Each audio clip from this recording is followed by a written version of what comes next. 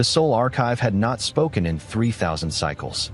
Observer Archivist Tal drifted alone in the dim monitoring sphere, suspended in the gentle current of the Kethri zero-gravity chamber. Rings of ancient data glowed faintly around him, their light reflecting off the translucent membranes of his skin. The air carried the dry, metallic scent of long-dormant systems and filtered dust. Sol was a dead system, classified, sealed, and preserved only as a historical warning. A sterilized cradle. A mistake best remembered quietly. Then the silence broke. A sharp harmonic tone cut through the chamber, followed by another, and another, layered signals rising into a dissonant chorus. Tal froze, sensory filaments trembling. Across the projection field, ancient emergency beacons ignited one by one, their codes archaic, pre-archive, impossible. He magnified the source. Outer system. Port boundary. Something was moving. The darkness beyond Sol's edge began to ripple. Space bent and shimmered as mass signatures tore into real space. Not one vessel, but dozens, then hundreds. The display struggled to keep up as the count climbed into the thousands. Ships emerged like scars reopening in reality. Patched hulls, mismatched structures, propulsion systems centuries out of date and centuries overworked. No uniformity, no standardization. They looked less like a fleet and more like something built slowly, stubbornly, over generations. Then the external cameras resolved the markings. On every hull, burned deep into metal and composite, was the same image, a blue sphere cracked and blackened, surrounded by a ring of ash. Beneath it, written in multiple archaic scripts, were two translated words. We remember. The alert reached the Galactic Preservation Council within moments. Emergency session. Full assembly. Counselor Vesh arrived breathing fast, the faint scent of stress pheromones drifting from his species' skin. When the fleet images appeared, he went still. His voice, when it came, was almost a whisper.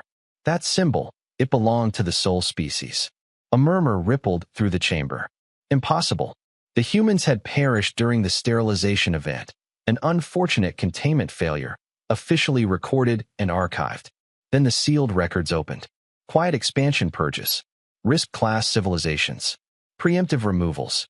Earth had not been lost. It had been erased. Silence fell as the fleet's final formation locked into place around the dead star.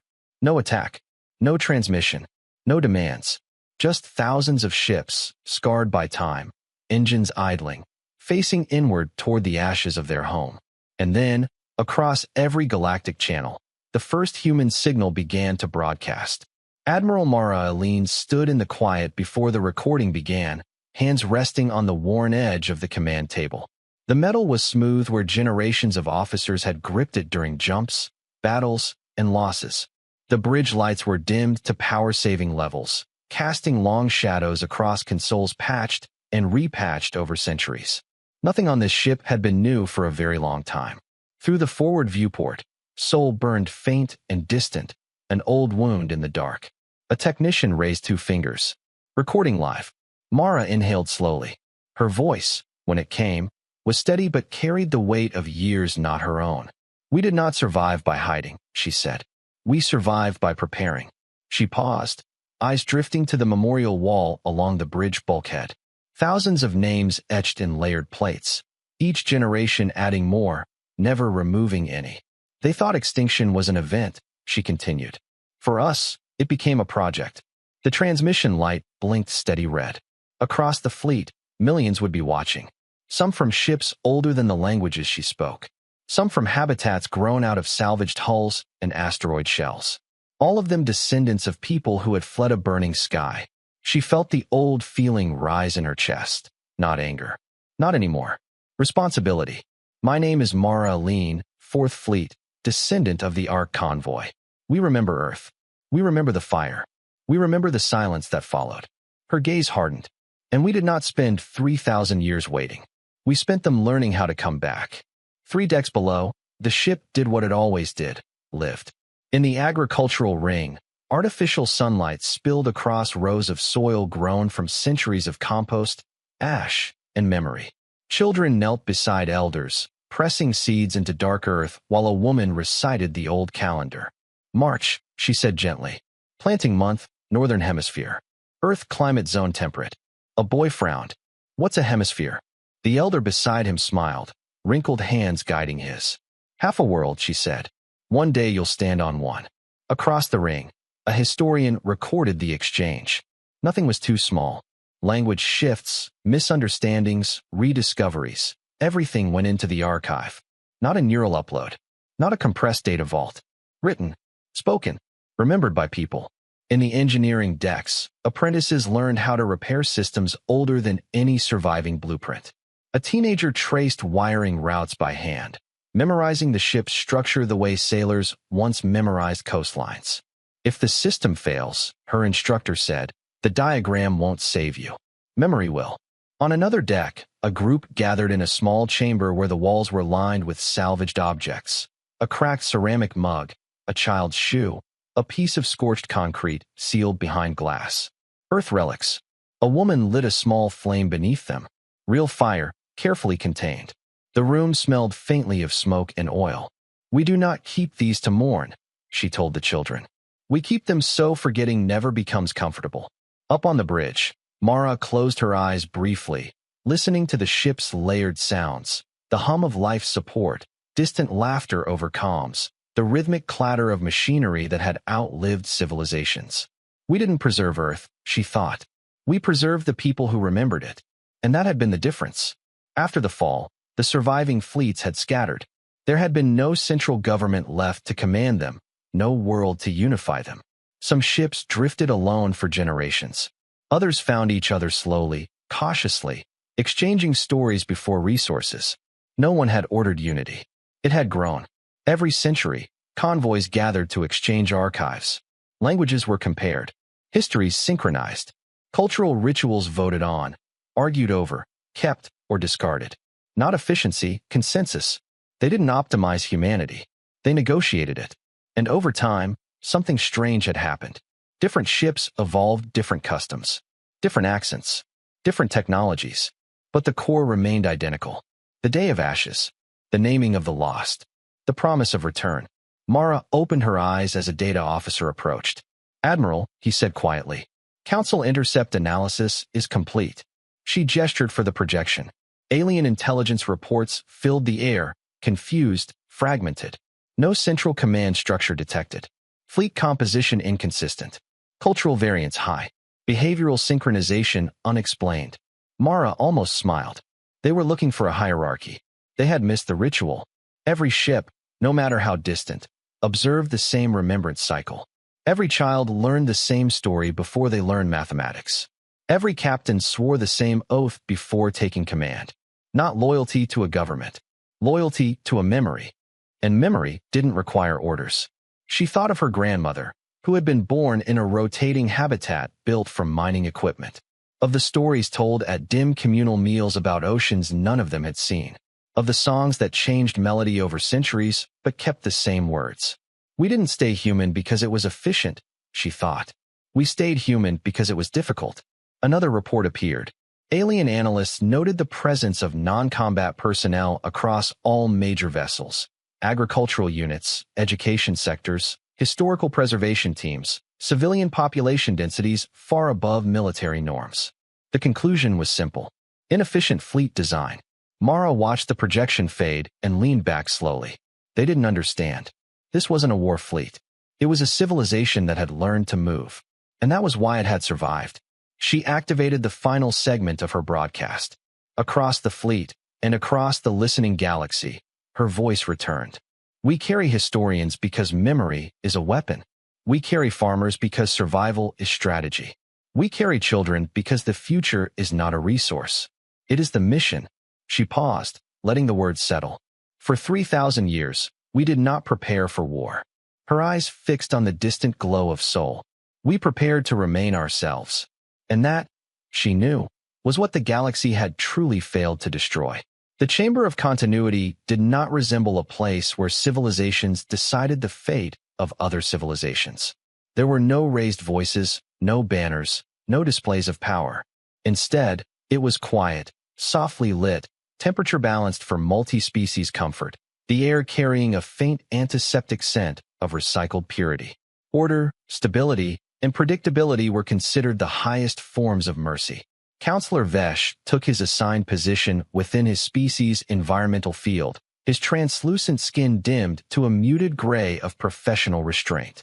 Around him, the representatives of 47-member civilizations settled into their respective habitats: liquid spheres, low-gravity volumes, electromagnetic perches, neural immersion pods. At the chamber's center hovered the shared projection, Sol, surrounded by the human fleet. Thousands of ships. No formation aggression. No broadcast threats. Watching. A harmonic tone sounded. Voting session opened. Strategist Vorkel manifested as a tall, angular holographic construct, his physical body located elsewhere. His species favored distance, decision without emotional contamination. Agenda item: anomalous reemergence of classified extinct species, sole origin, Vorkel announced. Risk assessment phase 1. Data unfolded in layered spirals: fleet mass, energy output, logistical endurance estimates.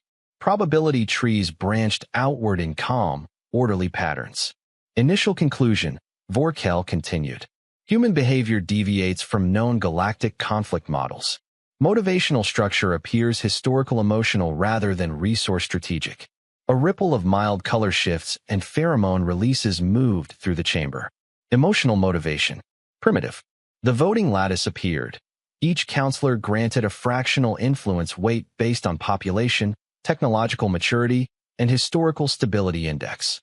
Preliminary classification: containable anomaly, 62% observe only, 31% immediate neutralization, 7%. No alarm. No emergency powers invoked. The tone that followed was almost gentle. Proceed to contextual analysis. 3,000 cycles earlier, the galaxy had faced a different problem. Not war. Not invasion. Unpredictability. The quiet expansion doctrine had emerged gradually. After centuries of costly conflicts with emerging species that refused integration, rejected predictive modeling, or demonstrated nonlinear cultural escalation. The doctrine was simple: instability spreads. If a developing civilization crossed the risk threshold, rapid militarization, ideological volatility, expansionist unpredictability, it was removed quietly. No spectacle. No galactic trauma. Records sealed. Neighboring systems given revised historical data. Most species never knew it had happened. And because of that, peace endured. Archivist Node Carroll, representing a machine symbiotic civilization, projected the historical review into the chamber. Graphs replaced words. Conflict frequency before doctrine, high volatility. After implementation, near-zero large-scale war for 2 millennia. Civilization preservation requires early intervention, Carroll transmitted. Delayed response increases total suffering by an average of 4.7 planetary populations. Counselor Vesh shifted uneasily, but did not interrupt. Another projection followed. Earth, pre-sterilization. Population growth exponential. Weaponization capability accelerating. Cultural fragmentation index rising. Artificial intelligence development outside regulatory frameworks. Conclusion at the time: high-risk species with low compliance probability. Removal authorized. No one in the chamber had personally voted on it.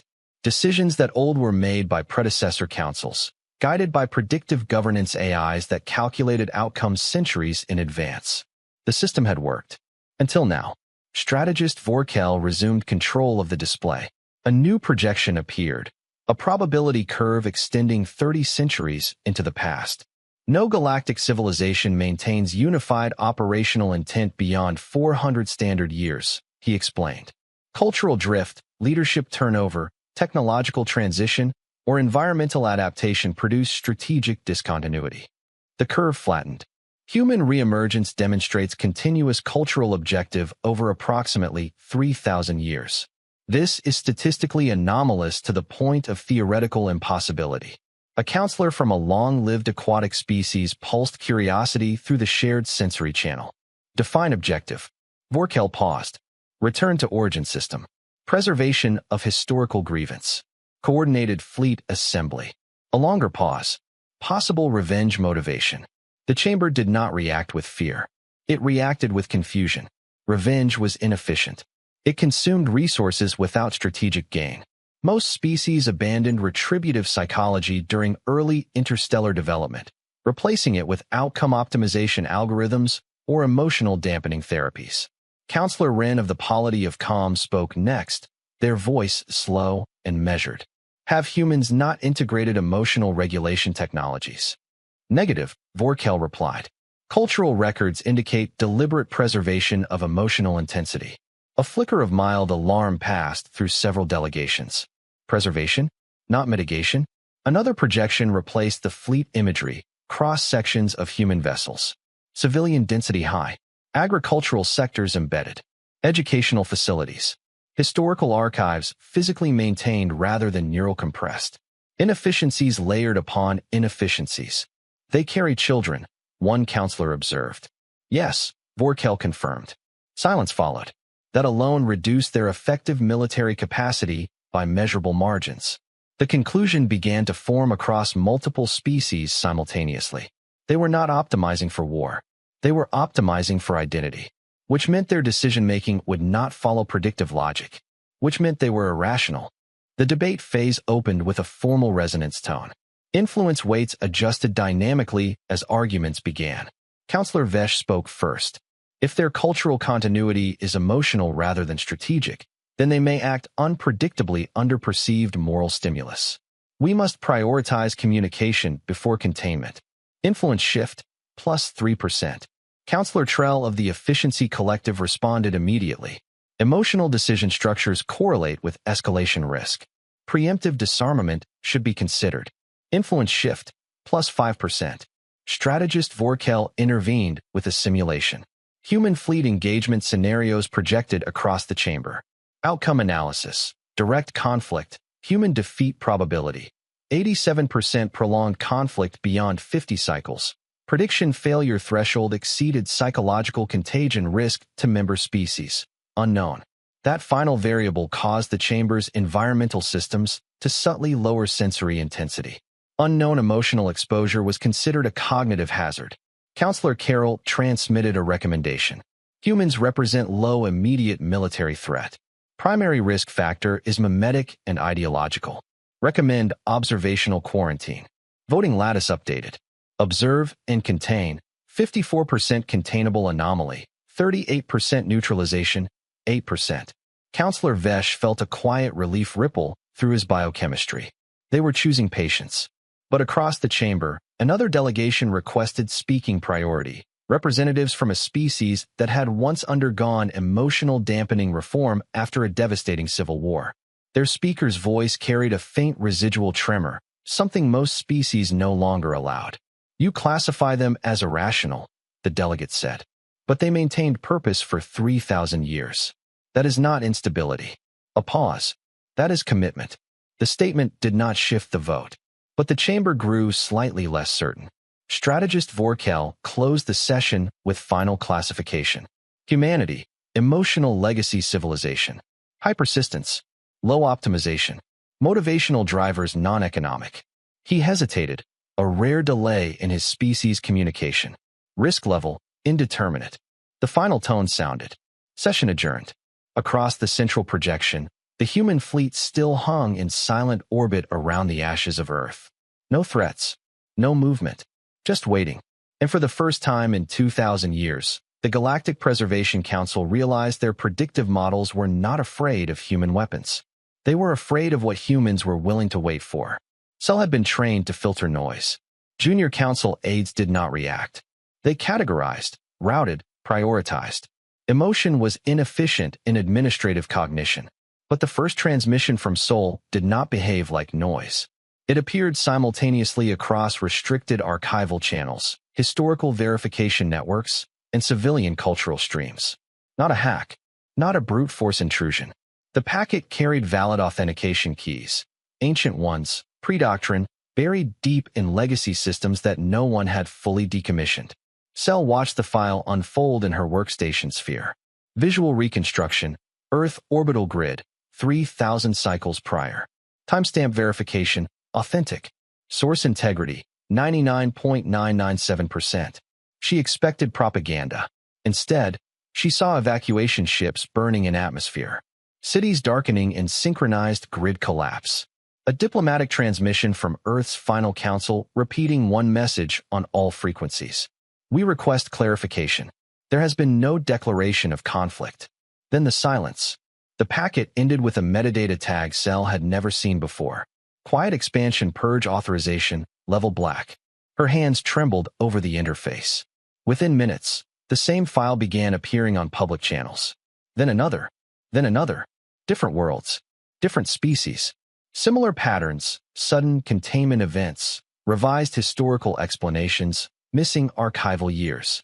The galaxy had always trusted the record. Now the record was speaking back. Across the chamber of continuity, Counselor Vesh watched the influence lattice fracture in real time.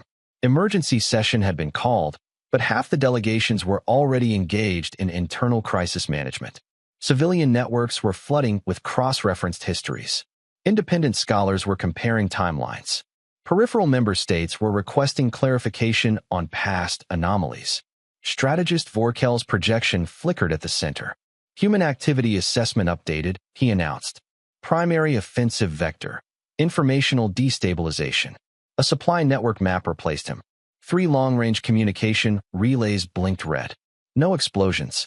No debris fields. Just offline. Technical analysis scrolled. External maintenance requests spoofed.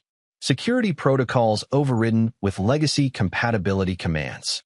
Hardware failure induced through power cycling beyond tolerance thresholds. Human vessels had approached under civilian registry masks, executed the disruption, and departed before patrol response. Minimal damage. Maximum delay.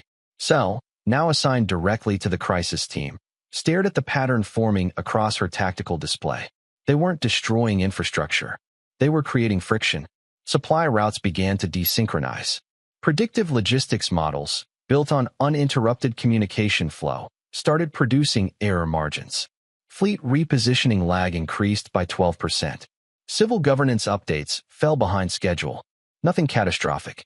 Everything slower. They're targeting our assumptions, Cell whispered. Nearby, a senior aide glanced at her. Clarify. Cell highlighted the overlapping timelines. They know our systems prioritize efficiency over redundancy. If they slow enough nodes, the whole network begins compensating. Compensation increases load. Load increases failure probability. The senior aide stared. Why not attack directly? Cell looked back at the Soul Fleet feed. Because this hurts more. In the outer systems, the human ship archive wind drifted past Relay Cluster 7 without broadcasting power signatures. Inside, the operations deck was quiet except for the soft click of manual input. Commander Luis Ortega reviewed the final checklist. Relay firmware rollback loaded. Loaded, the technician replied. Legacy compatibility patch? Confirmed. Ortega nodded. Execute. The relay did exactly what it had been designed to do thousands of cycles ago. Accept a maintenance command from an authorized historical key. It shut itself down for inspection. Estimated downtime, 18 hours. No alarms triggered. No combat response authorized. Ortega leaned back, exhaling slowly. Next target? The technician pulled up the list. Logistics node, then civilian archive mirror. Ortega hesitated. Archive. Admiral's orders. Full purge disclosure synchronization. He nodded once. Make sure the civilian version gets the personal testimonies. This wasn't sabotage. This was sequencing. Back in the Council Administrative Core, Cell's personal channel lit up. Incoming message, family network. She opened it automatically. Her younger sibling's image appeared, skin patterns shifting rapidly in distress. Cell, is it true? The archives about the Terralin collapse. They're saying it wasn't a stellar accident. They're saying the Council ordered containment. Cell didn't answer immediately, because she had just seen that file, and the authorization signature matched. I don't know yet, she said finally, but the uncertainty tasted like acid. Across the chamber, voices rose, not shouting, but overlapping in urgent priority requests. Delegations were demanding access to sealed historical partitions. Several minor member states had suspended data sharing agreements pending verification of historical integrity. Influence weights fluctuated wildly. Trust, Cell realized, was a resource, and it was draining faster than any fuel reserve. Strategist Vorkel appeared again, resolution sharper, voice colder. Human fleet engagement probability remains low. However, systemic disruption is accelerating. A projection of the galactic network appeared, nodes shifting from green to amber. Current human strategy assessment. Narrative warfare combined with infrastructure latency induction. Counselor Vesh spoke quietly. They are forcing us to look at ourselves. Borkel did not respond. Instead, he displayed a timeline. Relay disruptions, increasing. Archive releases, scheduled at irregular but accelerating intervals. Civil unrest indicators, rising across 12-member systems. Projected system-wide instability threshold, 72 cycles. Cell stared at the number. 72 cycles until the galaxy stopped trusting its own past. On the Sol feed, the human fleet remained motionless. No expansion, no attack formations. Just thousands of ships, patient and silent. While their transmissions continued to spread outward, another archive release, another testimony, another reconstructed final message from a world that had disappeared without explanation. Cell felt something unfamiliar tighten in her chest. They weren't fighting the Council. They were counting. And the galaxy was the clock. Admiral Mara Aline studied the tactical projection without speaking. The Sol command deck was dim, lit mostly by the slow rotation of the fleet lattice hovering in the air before her. Thousands of ships, each tagged by origin convoy, structural age, fuel reserves, civilian density.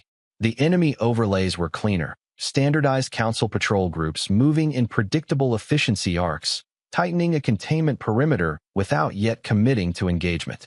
They're waiting for escalation, Tactical Officer Nguyen said quietly. Once we fire on a fleet asset, they'll classify us as active hostile. Mara nodded. That was exactly what the Council wanted. A clean transition. Emotional anomaly becomes military threat. Justification restored. Unity rebuilt. They need us to be the danger, she said. Operations looked up. Then what's the alternative? Mara expanded a second layer of the projection. Not fleet movements. Not weapon ranges. Communication networks. Archive mirrors. Civil data flows. Emotional regulation infrastructure nodes. They built a civilization that removes emotional volatility, she said. They didn't eliminate it. They buried it. She tapped the command surface. Task Group Echo will continue relay disruptions. Logistics desynchronization priority. No permanent damage. Another gesture. A new file appeared, sealed, heavy with layered encryption. And we begin phase memory. There was a pause across the deck. Not fear. Recognition. Nguyen spoke carefully. Admiral, once these deploy, there's no controlling the psychological spread. Mara's gaze returned to the distant glow of Sol. They erased us quietly, she said. We're going to make them remember loudly. She opened a fleet-wide channel. Authorization, memory bomb deployment. Target, command-level engagement systems, emotional dampening interfaces, decision support AIs. Her voice hardened. No fabrication. No manipulation. Only verified historical reconstruction. A beat. Let them feel exactly what happened. Fleet Commander Reth of the Preservation Enforcement Wing watched the human formation tighten on his tactical display. Standard doctrine suggested immediate suppression. His ships outmatched the nearest human cluster in firepower, shielding, and maneuver efficiency. Engagement simulations predicted a decisive outcome within 6 minutes. Yet High Command had issued conditional restraint. Observe. Classify.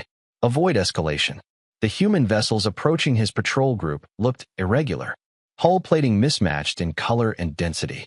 External structures added without symmetry. Heat signatures varied wildly between ships. Inefficient, he thought. Then his sensor officer spoke. Commander, incoming transmission. Block external feeds. Negative. It's embedded in targeting telemetry. Reth frowned. Isolate. Too late. The display changed. The tactical grid dissolved, replaced by atmospheric visuals, dense cloud cover, electrical storm interference. Then resolution sharpened. A city, primitive by Council standards. Dense. Lived in. Metadata scrolled. Earth, final cycle. This is interference, Reth said. Purge the feed. But the system didn't respond. Because the data wasn't attacking the network. It was using it. The simulation shifted perspective, orbital view. Council sterilization platforms sliding into position. Energy arrays charging. Then audio. Not battlefield noise. Voices. Emergency broadcasts overlapping in multiple languages. Confusion. Requests for clarification. Civilian evacuation orders issued too late. Reth's neural interface registered the emotional layer automatically, his species dampeners translating the incoming data into controlled effect. Except the signal had been engineered to bypass dampening thresholds. The first sensation was pressure in his thoracic cavity, then heat behind his sensory membranes, then something his training files identified but had never personally experienced. Loss. The feed cut to ground level. A family sheltering beneath structural supports as the sky ignited. A child asking a question the translation engine rendered simply. Did we do something wrong? Reth's hand froze above the weapons authorization interface. Commander, his tactical officer said quietly, human ships are entering engagement range. Reth tried to respond. Instead, he replayed the final sequence. The city did not explode. It went silent. Lights out. Communications gone. Infrastructure dead. Extinction executed cleanly, efficiently, mercifully. His dampeners attempted to reassert control. The system flagged overload warnings. Commander, the officer repeated, voice tighter. Weapons authorization required. Reth looked at the human ships again. They were not accelerating. They were holding position, waiting for his decision. Across the engagement zone, the human vessel long memory drifted with engines at minimal output. Chief Engineer Salgado watched the Council fleet through a cracked external display frame. Shields at 72%, someone reported. Leave them, Salgado said. Don't normalize output. Let them see the fluctuation. Human ships didn't hide their imperfections. That was part of the strategy. Council targeting AIs optimized against predictable performance curves. Standardization made opponents easier to model. The human fleet had none. One ship's shields pulsed irregularly because the emitter grid had been rebuilt from mining equipment. Another vented excess heat through external radiators that changed thermal profile every few seconds. Propulsion systems varied by century and origin. Simulation chaos. Prediction failure. Commanders asking if we're ready for evasive, the pilot said. Salgado shook his head. Not yet. Their commanders still deciding. How do you know? Salgado tapped the sensor readout. Council targeting locks flickered, dropped, reacquired. Weapon capacitors charging, then discharging without firing. They're running emotional recovery cycles, he said. A faint smile crossed his face. First contact with grief is always messy. On the bridge of his flagship, Commander Reth finally lowered his hand from the firing interface. Stand down weapons, he said. There was silence. Then his tactical officer spoke carefully. Commander, human vessels remain within engagement parameters. I am aware. Reth watched the sensor feed. The human ships had not fired, had not advanced, had not even raised shield output to combat levels. They had delivered a memory and waited. His internal systems continued flagging abnormal cognitive load. Emotional dampeners were still struggling to stabilize baseline. Efficiency demanded engagement. Doctrine demanded containment. But another calculation, one no algorithm had prepared him for, kept interrupting. If they had suffered this, what would we have done? Hold position, he repeated. Across the tactical network, multiple Council ships mirrored the command. No shots fired. In the quiet between fleets, something far more dangerous than weapons began to spread. Understanding. The alert reached the sole command lattice without warning priority, because the Council transmission didn't read like an attack. It read like a containment notice. Admiral Mara Aline watched the decoded packet unfold across the projection. High-level authorization signatures, Preservation Council credentials, the language formal and restrained. Stability enforcement measure, regional risk neutralization.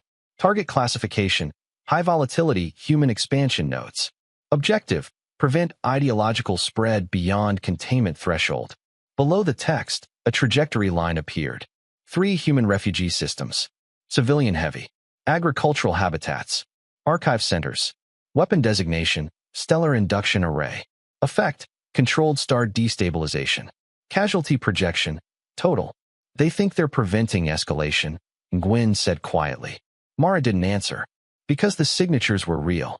This wasn't a rogue faction. This was a Council emergency vote triggered by rising instability metrics across the galaxy.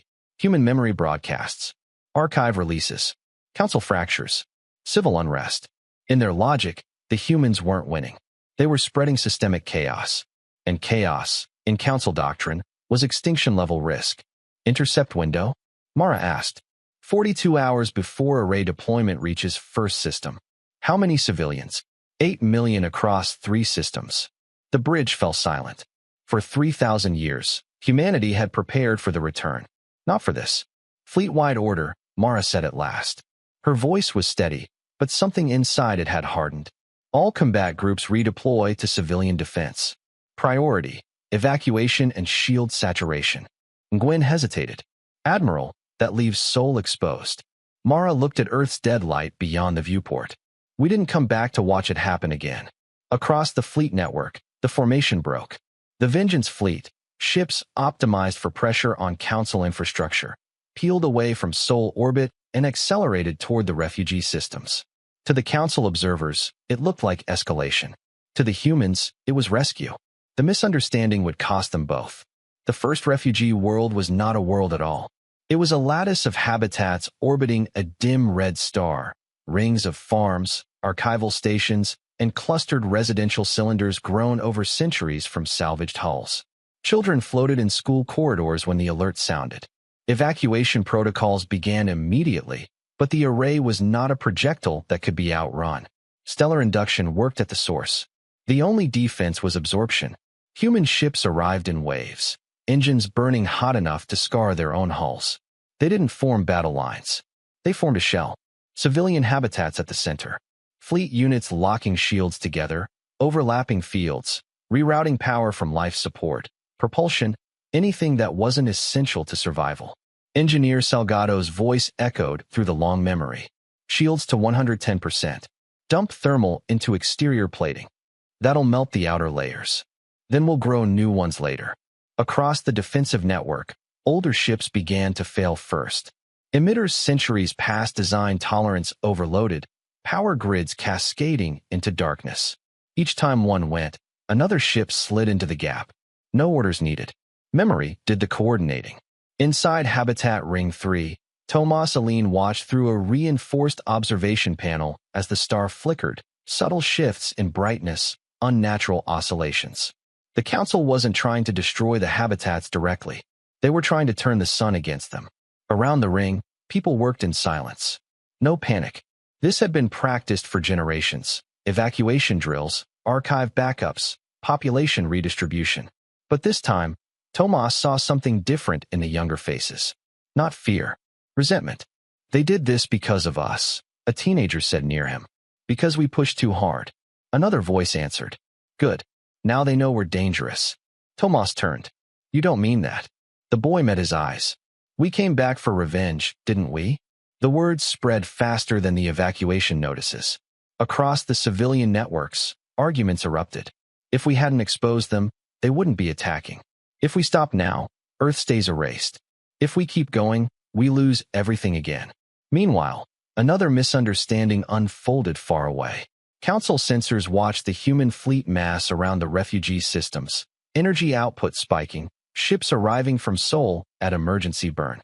To strategist Vorkel's models, the pattern resembled pre-assault staging. Human evacuation traffic looked like population consolidation. Shield saturation looked like energy weapon charging. Probability update. Human counterstrike imminent. The Council accelerated the array deployment. The weapon fired earlier than planned. And at Seoul, a third misunderstanding took shape. A portion of the human fleet, ships that had lost family during the first defense wave, refused redeployment orders. Their commanders transmitted a simple message. If we keep defending, they'll keep targeting civilians. Ended at the source. They began plotting a direct strike toward Council core infrastructure. The fleet split. Preservation fleet. Vengeance fleet. For the first time in 3,000 years, humanity did not move as one. The report reached Admiral Mara Aline as the first refugee system's defensive shell collapsed under stellar flare pressure. Civilian casualties, minimal. Fleet losses, catastrophic. 32 ships gone. 50 more non-operational. Power reserves across the defensive line dropping into critical ranges. Nguyen spoke quietly. Vengeance fleet has broken formation. They're accelerating toward Council space. Mara closed her eyes. If they strike now, she thought, the Council will activate full extinction protocol. Earth will die a second time. Not physically, morally. Admiral, Nguyen added, voice tight. Fleet historian Tomas Aline is requesting priority channel. Says it's non-archival. Mara accepted. Tomas appeared on the display, background lit by emergency lighting, faces moving behind him as evacuation continued. He didn't salute. Admiral, he said, voice steady despite the chaos. I'm sending you the civilian sentiment analysis. The data streamed in. Support for defensive operations, high. Support for continued escalation, rising sharply among younger generations. Support for total retaliation, increasing fastest among recent loss groups. Tomas held her gaze. They're not remembering Earth anymore, he said. They're remembering anger. Mara didn't answer, because she had seen the same trend. Tomas leaned closer to the camera. If we become what they feared, he said quietly, Earth truly dies. Behind him, the star flared again. And in the fleet network, the distance between Vengeance Fleet and Preservation Fleet continued to grow. The system designated Stability Anchor 12 had never been meant to see war. Counselor Vesh stared at the tactical projection as the emergency session opened, his skin flushed with a pattern he could not fully suppress. The anchor was not a fortress, not a military hub.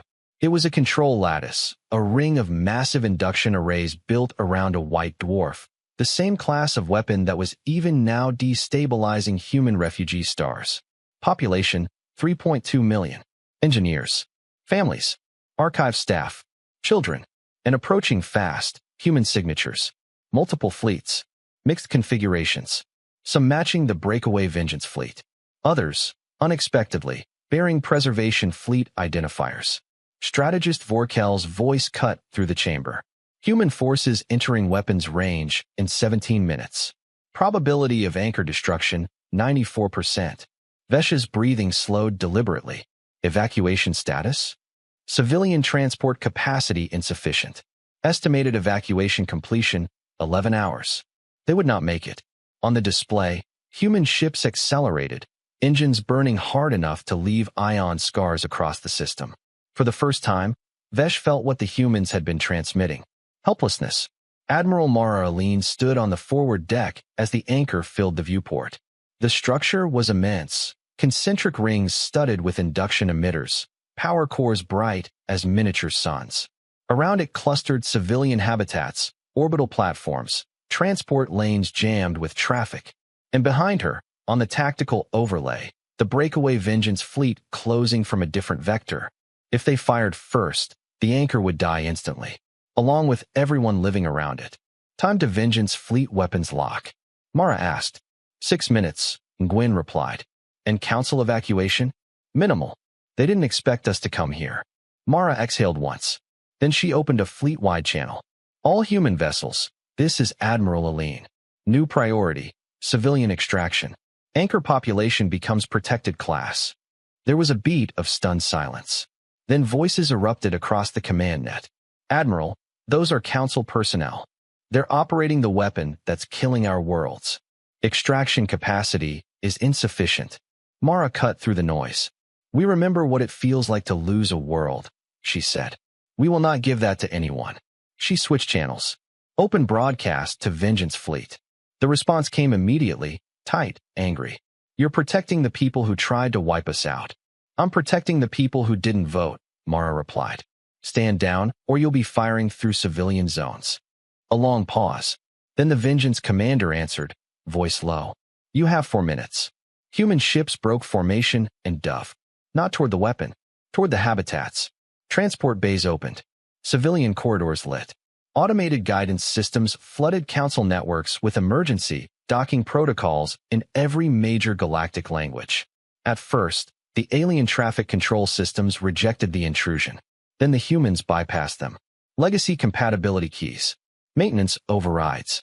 Emergency authority codes buried deep in infrastructure older than most council civilizations. Because humans had spent 3,000 years studying systems. And systems always remembered their past. The first alien transport pilot hesitated only seconds before following the guidance vector into a human carrier. Inside the bay, atmosphere was already adjusted.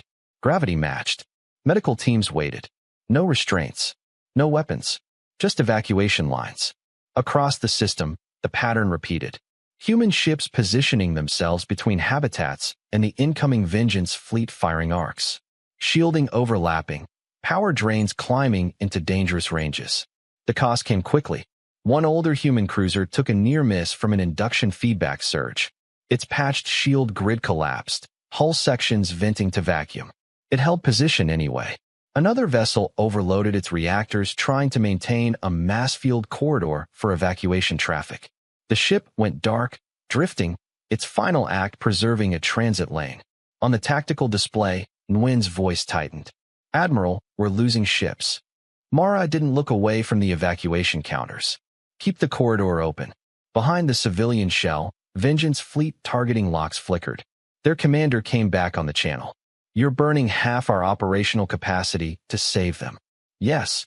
And when the anchor fires again, Mara finally turned toward the weapon structure. "Then we make sure it never fires again." Evacuation percentage climbed. 30%. 50. 72. When the number crossed 80, Mara gave the order. "Strike teams, precision engagement. Disable power cores only. No structural cascade." Human attack craft surged forward, threading between evacuated habitat rings. Instead of saturation fire, they targeted the anchor's energy spine, junction points, transfer nodes, thermal regulators. The weapon fought back. Defensive batteries tore through several attackers, debris scattering across the system. But the humans didn't aim to destroy the station. They aimed to suffocate it. Power output dropped. Induction arrays flickered. Then, one by one, the massive rings went dark. At 87% civilian evacuation, the anchor died. Not in an explosion. In silence. Counselor Vesh watched the final telemetry with hands trembling. Civilian survival estimate, 2.9 million. Human losses, severe. Multiple capital ships destroyed or abandoned. Operational capacity across preservation fleet reduced by nearly 40%. And the humans were withdrawing. No occupation. No demands. Just a broadcast, transmitted system-wide and across all council channels. Admiral Mara Aline's face filled the chamber. "We remember what it feels like to lose a world," she said. Her voice was tired, not triumphant. "We will not give that to anyone." The transmission ended. In the tactical network, something unprecedented happened. Council military commanders began issuing independent orders. Weapons safeties engaged. Pursuit canceled. Engagement protocols suspended. Fleet Commander Reth's signal appeared among the first, refusing further combat operations against human forces. One by one, other commanders followed. Not rebellion. Recognition. In the chamber of continuity, Vesh understood the shift spreading through the military network.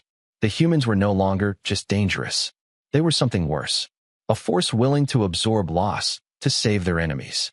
A civilization that remembered suffering and refused to pass it on. Efficiency could calculate power. Predictive models could estimate aggression. But nothing in the Council's history could contain an opponent whose strategy was moral restraint. Vesh looked at the darkened projection of the destroyed anchor. The galaxy had feared human revenge. Now, at last, he understood the real threat. Humans did not want vengeance. They wanted no one, ever again, to feel what had been done to them. The silence after Stability Anchor 12 spread farther than the battle had. Across Council space, military traffic slowed. Weapons remained powered but unfired.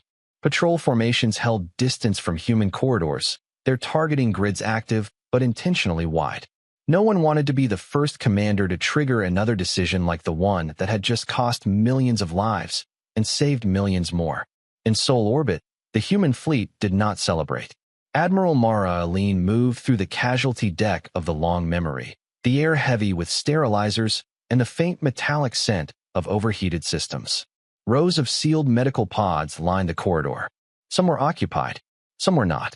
Fleet status scrolled quietly across her implant. 38 capital ships lost. 92 crippled beyond immediate repair. Civilian preservation success rate, 96.4%. Victory, by any historical military metric. But the fleet moved like survivors, not conquerors. Salvage crews worked continuously, cutting usable sections from dead ships. Agricultural rings redistributed population to compensate for lost habitat volume. Archive teams recorded every loss, every name, every decision point. Nothing was framed as sacrifice. Everything was recorded as cost, because that was the only way memory stayed honest. At the edge of Seoul, Council observation vessels maintained distance. They watched as human engineers rebuilt shield grids out of 3 different ship classes. They watched damaged hulls patched with mining plates, civilian bulkheads, even sections of former habitation rings. Standard fleets replaced losses. Human fleets adapted around them. The war had not broken them. It had reshaped them. And that frightened the Council almost as much as their restraint. The Chamber of Continuity convened in full emergency session for the first time in 900 cycles. This time, the central projection did not show a battlefield. It showed the Purge Directorate archives. Councillor Vesh stood with 2 others at the chamber's center while the sealed partitions opened one by one. Authorization records, risk assessments, outcome projections, species classifications marked removed. The number climbed slowly. Some delegations emitted low distress frequencies. Others remained perfectly still, their emotional regulation systems struggling to categorize what they were seeing. Archivist Node Carroll spoke first. Predictive models indicated total conflict reduction of 83% following implementation. Councillor Wren answered quietly. Conflict was reduced because the opposing populations no longer existed. Silence settled. Then a new presence entered the chamber, not physically, but through the shared projection network. Admiral Mara Aline appeared without military insignia, standing in what looked like a shipboard conference space. Behind her, the wall carried no weapons display. It carried names, rows and rows of them. "We didn't come here to replace the Purge Directorate," she said. Her voice was calm, but the exhaustion behind it was visible. "We came because it already existed." She stepped aside. A technical overlay appeared. Human fleet deployment patterns across Council space. Not concentrated around political centers. Around risk zones. Unstable stars. Resource conflicts. Border tensions between minor civilizations. Regions where predictive models showed rising extinction probability due to war, environmental collapse, or containment actions. "We're not asking for control," Mara continued. "We're proposing a system." The overlay expanded. Human oversight fleets operating as mobile monitoring and intervention units. Their function: evacuation support, conflict mediation, infrastructure stabilization, and, if necessary, physical obstruction of extinction-level actions by any party. "We call it the Charter of Non-Extinction," she said. A second layer appeared, technical demonstration footage. Human ships deploying rapid habitat construction modules around a failing mining colony. Emergency agricultural seeding using engineered soil cultures. Mass shield projection used to divert a comet from a populated system. And one final clip. Human ships interposing themselves between 2 Council fleets during a border dispute. Power diverted entirely to shielding, weapons offline. "We enforce one rule," Mara said. "No species gets erased. Not by war. Not by policy. Not by efficiency calculations." She met the chamber's gaze. "If you want stability, we'll help you build it. But extinction is no longer an acceptable solution." There was no threat in her voice, which made the proposal heavier than any ultimatum. The voting lattice appeared. For the first time, influence weights fluctuated wildly, not from political maneuvering, but from emergency consultations flooding in from member worlds. Council military commands submitted independent reports. Engagement refusal rates against human forces had reached 63%. Civilian populations across multiple systems had begun requesting human mediation in local conflicts. Survivor delegations spoke next. A representative from a minor species whose historical record showed a population collapse event stood forward. "We found our missing years in the Human Archive release," she said. "Our world wasn't saved by the Council. It was corrected." Her gaze shifted to Mara's projection. "You offered to station a preservation flotilla in our system. Without governance authority. Without resource claims." She hesitated. "We accept." That single statement shifted the lattice. Other delegations followed, not out of trust alone, but out of recognition. The humans had demonstrated something the Council had never optimized for. Intervention without absorption. Protection without control. Counselor Vesh initiated the formal motion. Resolution 9 to 441. Dissolution of the Quiet Expansion Purge Directorate. Full archival disclosure of all containment actions. Adoption of the Charter of Non-Extinction under Joint Council. Human oversight. The chamber dimmed for the vote. One by one, influence fields shifted. Approve, 71%; reject, 12%; abstain, 17%. The approval threshold passed. The Purge Directorate, 2,000 years of policy, ceased to exist. A public broadcast followed immediately. For the first time in galactic history, the Council acknowledged the extermination of Earth and did not call it necessary. From a civilian observation platform orbiting a minor trade world, a survivor representative watched the human fleet pass through their system days later. The ships did not arrive in formation. They moved in uneven clusters, some visibly damaged, some carrying external agricultural modules, others towing half-repaired hulls behind them. Not conquerors, caretakers. But the representative noticed something else. Every ship bore the same symbol, a burned blue world. And beneath it, in translated script, "We remember. Guardians," she thought. And warning. Because the humans had not defeated the galaxy, they had made it remember what it had done. The designation came from the Council's logistics registry, but it spread because civilians liked the sound of it. Ash Wardens. Across the major transit lanes, human fleets no longer moved as a single armada. They dispersed, small task groups stationed at instability thresholds, migration corridors, disputed borders, failing systems where predictive models once would have quietly prepared containment options. Now the response protocols looked different. Evacuation staging, resource buffering, third-party mediation requests. At a mining dispute on the edge of Council space, 2 local defense flotillas maneuvered aggressively for orbital control, until a human carrier translated between them and powered its shields outward, projecting a neutral corridor wide enough for both sides to see the message.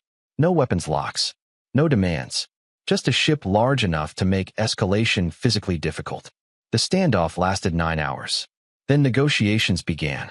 Elsewhere, Ash Warden engineers reinforced a failing climate array around an ocean world that had refused Council intervention for centuries. In another system, a human archive vessel arrived before any age ship, not with supplies, but with portable recording units and cultural historians.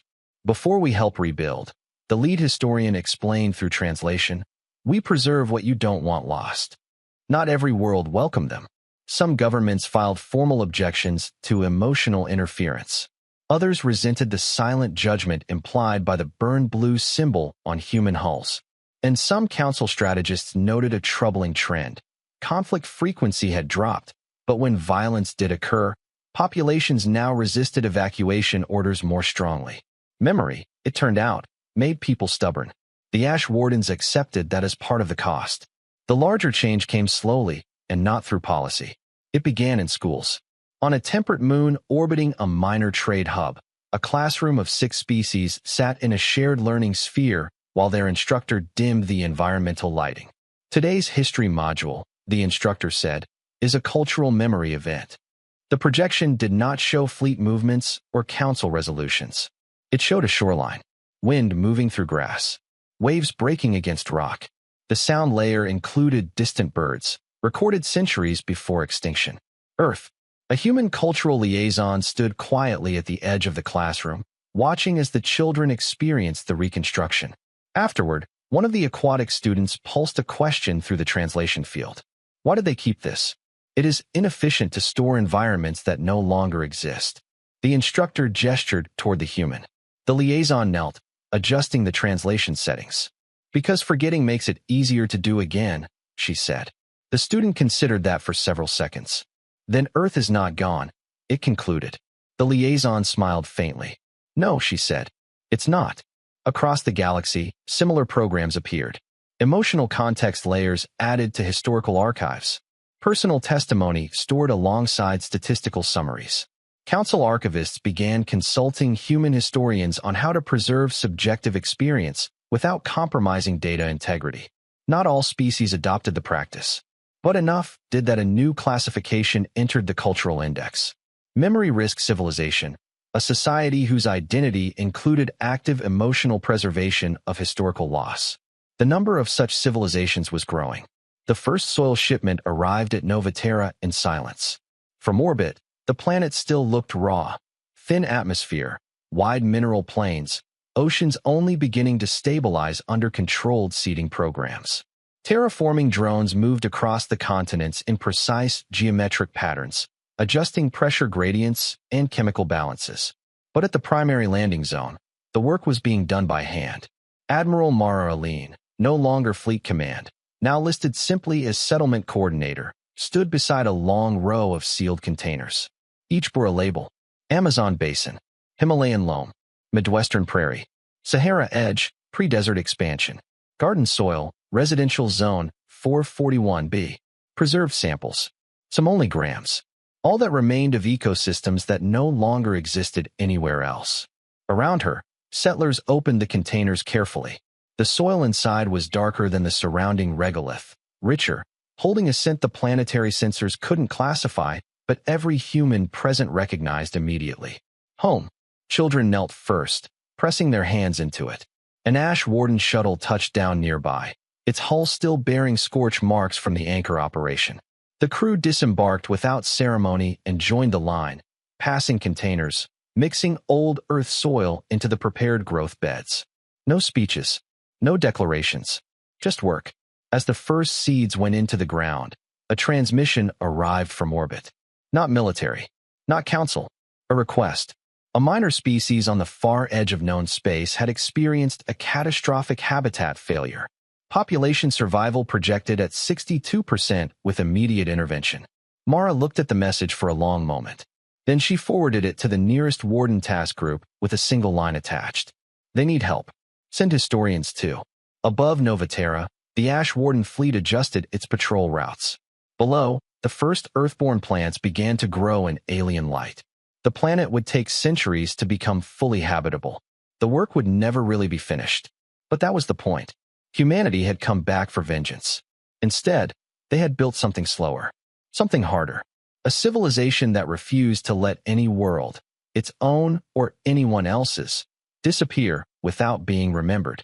And across the galaxy, more and more species were beginning to understand that the most powerful thing the Ash Wardens carried was not their fleets. It was the promise that if the worst ever happened, someone would remember.